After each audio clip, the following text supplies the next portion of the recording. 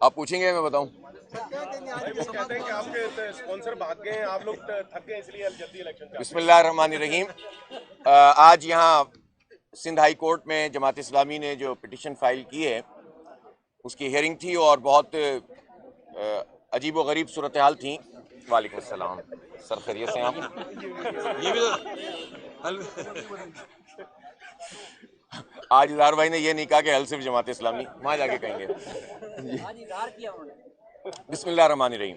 तो आज जो पिटिशन थी उसमें जो सूरत हाल में नज़र आई वो हमारे लिए बड़ी अफसोस की भी थी कि दो पार्टियां, जाहिर है कि political parties, Pakistan People's Party है जो सिंध हुकूमत जिसके पास गुज़िश्ता 14-15 साल से है, और एक पार्टी MQM है जो तकरीबन 8-9 साल इस दौरान में भी पीपल्स पार्टी के साथ रही है और अभी भी है, उनके साथ उनकी कोalition गवर्नमेंट है और पहले भी वो पीपल्स पार्टी और MQM साथ इत्तेहाद में हमेशा रहे हैं। तो इन दो पार्टियों ने जिस बात पर बहस की वो ये थी कि इलेक्शन पोस्टपोन किए जाएं, बल्कि ये तो चाहते मनसूख किए जाएं, हो ही नहीं। और जो जवाज़ ये बता रहे थे वो कानूनी एतबार से भी गलत हैं, आइनी एतबार से भी गलत हैं और जमहूरी एतबार से भी गलत हैं। हम ये समझते हैं कि इस वक्त शहर कराची का बहुत बड़ा मसला ये है कि इस वक्त शहर तबाही के दहाने पर है। कोई इंफ्रास्ट्रक्चर महफूज नहीं है, कोई बुनियादी सहूलत नहीं है। 17 साल हो गए प्रोजेक्ट रुके हुए हैं। पानी का आखिरी प्रोजेक्ट नेमतुल्लाह खान साहब ने मुकम्मल किया था K3, उसके बाद ये सब लोग हुकूमत में रहे, एक बूंद पानी का इजाफा नहीं कर सके। मास ट्रांजिट प्रोग्राम पे ये कुछ नहीं कर सके। और आपने देखा कि इज्जत वाली और महफूज ट्रांसपोर्ट हमारी माओ बहनों को मैसर नहीं है। तालीम का हाल बुरा है, सेहत का हाल बुरा है। अब्बासी शहीद अस्पताल के हालात आप देख लीजिए। ऐसी सारी सूरत हाल में इस शहर को एक मेयर चाहिए, इस शहर को टाउन के चेयरमैन चाहिए, इस शहर को UC के चेयरमैन, वाइस चेयरमैन, काउंसलर्स चाहिए। गली मोहल्लों के मसले हैं, कोई पूछने वाला नहीं है। इस शहर का कोई वाली वारिस नहीं है। और ऐसे में जब इलेक्शन अनाउंस हो जाए तो ये पार्टियां आए और कहें कि इलेक्शन नहीं होना चाहिए, बहुत शर्म की बात है। इसलिए जमात इस्लामी बहुत वाज़ेह तौर पर यह मौक़िफ़ रखती है कि फौरी तौर पर इलेक्शन अनाउंस होने चाहिए। सुप्रीम कोर्ट ऑफ पाकिस्तान का फैसला भी मौजूद है और सिंध हाई कोर्ट का अपना फैसला भी मौजूद है। और हमारे फाजिल जो वकला हैं, सैफुद्दीन एडवोकेट साहब और उस्मान फारूक एडवोकेट साहब, इन्होंने यही दलाइल दिए हैं और यही हमारी जो है वो इस्तदा है कोर्ट से कि अब आप इनको भागने न दें, बल्कि इलेक्शन की अनाउंसमेंट की डेट इनसे यहां से लें। तो इन्होंने कहा यह कि जनाब डिलिमिटेशन नहीं हुई है, इन्होंने कहा कि इख्तियारात मुंतकिल नहीं हुए हैं। हमेशा हुकूमतों में साथ रहे और कराची के इख्तियारात छीने जाते रहे, बल्कि छीनने में ये लोग शामिल रहे हैं। पीपल्स पार्टी और MQM तो इत्तेहादी थे और इख्तियारात हमारे छीने जा रहे थे। 2013 का जो एक्ट था जिसमें सब कुछ छीना गया, उसके बाद 14 महीने MQM पीपल्स पार्टी की इत्तेहादी बनी रही। इनके गवर्नर कई साल तक उसके बाद इत्तेहादी रहे।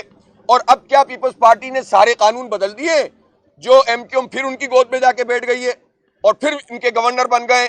वज़ारतों के ऊपर कराची के मैंडेट को बेच देते हैं और अब ये बल्दियाती इंतखाबात को भी बेचना चाहते हैं। किसी सूरत कराची के लोग ये डिले बर्दाश्त नहीं कर सकते और हम कराची के 3 करोड़ से जायद लोगों का मुकदमा अल्हम्दुलिल्लाह यहाँ सिंध हाई कोर्ट में लड़ रहे हैं। हैरत की बात नहीं है कि जो हमारे बुनियादी मसाइल हैं कि इलेक्ट्रिक माफिया का राज है तो जमात इस्लामी अकेली लड़ रही होती है, अवाम उसके साथ है, बाकी ये सारी पार्टियां के इलेक्ट्रिक माफिया के सपोर्टर होते हैं। हाई कोर्ट में भी हम आते हैं, सुप्रीम कोर्ट में भी हम जाते हैं, सड़कों पे भी हम होते हैं, नेपरा में भी हम होते हैं। इसका मतलब यह कि इन पार्टियों का इन हमारे बुनियादी इशूज से ताल्लुक ही नहीं, बल्कि ये हमें बर्बाद करने वालों के सहूलतकार हैं। आप मुझे बताएं कि इस वक्त जो डेवलपमेंट का काम हो रहा है नाजायज तरीके से, नाजायज एडमिनिस्ट्रेटर हैं, एक नाजायज एडमिनिस्ट्रेटर इस वक्त मौजूद है। अब MQM ये कहती है कि हमारा भी एक बनेगा, गोया नाजायज के ऊपर नाजायज किया जा रहा है और उनको तकर्रुर करने की बातें हो रही हैं। पीपल्स पार्टी MQM से मिलती है, कहती है क्या है, हम कराची के आवाम के लिए कवानीन बना रहे हैं। फिर MQM पीपल्स पार्टी से मिलती है, फिर ये लोग कहते हैं कि अब हम एडमिनिस्ट्रेटर MQM का आ जाएगा। फिर दोनों एक दूसरे से मिलते हैं और कहते हैं कि हम कराची की बेहतरी के लिए बहुत काम कर रहे हैं। गोया इन्होंने एक ऐसा इकट्ठ किया हुआ है कि जिसके नतीजे में कराची अपने बुनियादी हुकूक से महरूम है। हम ये सिर्फ वाज़े तौर पर कहना चाहते हैं कि वो तमाम तहफ़्फ़ुज़ात जो हमें मरदमशुमारी पर हैं, वो तमाम तहफ़्फ़ुज़ात जो हमें वोटर लिस्टों पर हैं, वो तमाम तहफ़्फ़ुज़ात जो हमें डिलिमिटेशन पर हैं, उसके बावजूद आगाज अब यहां से होना चाहिए कि इलेक्शन हो, और कवानीन के बनने का इलेक्शन से कोई ताल्लुक नहीं।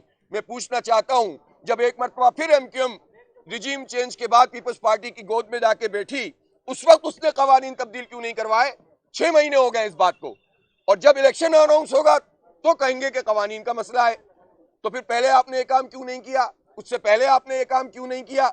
इसका मतलब यह है कि आप चाहते ये हैं कि चीजों को एक दूसरे के साथ मिलाकर इलेक्शन से फरार हासिल करें, और खौफ तारी हो गया है जमात इस्लामी की मकबूलियत का। इनको पता चल गया है कि इस वक्त शहर कराची के लोग बेताब है कि किसी तरह इलेक्शन हो और हम जमात इस्लामी का मेयर और जमात इस्लामी की पूरी बल्दिया मुंतखब करें ताकि हमारे मसले हल हों। जमात इस्लामी कराची की तरक्की की जामिन है। जमात इस्लामी ने जब काम किया अमानत और दयानत के साथ, तो अल्हम्दुलिल्लाह शहर आगे बढ़ा।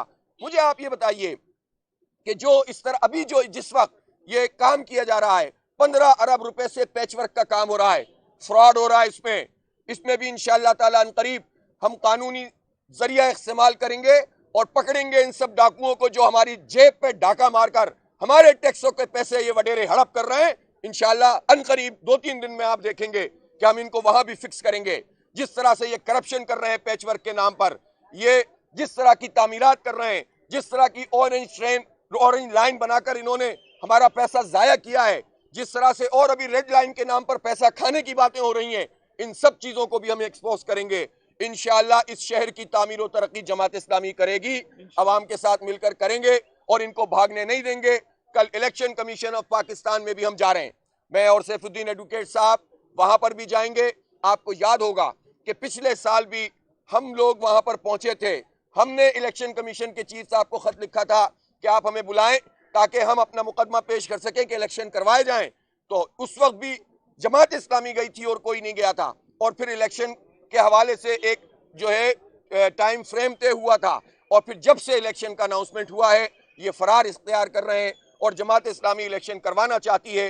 कराची के अवाम बल्दियाती इलेक्शन करवाना चाहते हैं, इसलिए हम तवक्को रखते हैं कि इंशाअल्लाह सिंध हाई कोर्ट का जो फैसला पहले ही मौजूद है उस फैसले के मुताबिक ही सारे जो चीज़ें अब कोर्ट के सामने आ गई हैं, और इंशाअल्लाह ये फैसला आइन के मुताबिक होगा, जमहूरियत के मुताबिक होगा, और कराची के अवाम की तमन्नाओं के मुताबिक होगा, सिंध के अवाम की तमन्नाओं के मुताबिक होगा।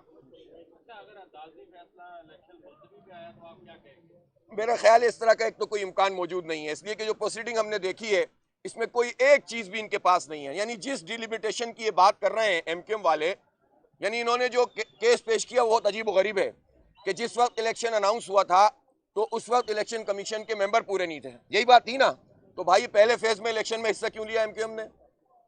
उसके बाद इन्होंने कहा कि वोटर लिस्टें सही नहीं है, तो भाई आपने 5 ज़िमनी इंतखाब क्यों लड़े इस दौरान में? इसका जवाब क्यों नहीं देते आप? ये जितनी बातें कर रहे थे खुद इनके ऊपर पड़ रही थी, इसलिए कोई जवाब नहीं है। वोटर लिस्टें बनाने की जिम्मेदारी भी इलेक्शन कमीशन की है, ये सब मिले हुए होते हैं। हम गए थे सुप्रीम कोर्ट में 2013 में, एमक्यूएम ने एक एक घर में 600-600 वोट दर्ज करवाए हुए थे। उस वक्त हमने लड़ाई लड़ी थी कराची के आवाम की। तो इसलिए जो खुद ये खराबियां करने वाले हैं, ये हुकूमत के साथ मिलकर जो कुछ अमल कर रहे हैं, ये खुद ही जो है वो फिर इन चीजों को सामने रखकर इलेक्शन से भागना चाहते हैं, और हम इन्हें इंशाल्लाह भागने नहीं देंगे। बहुत शुक्रिया जनाब।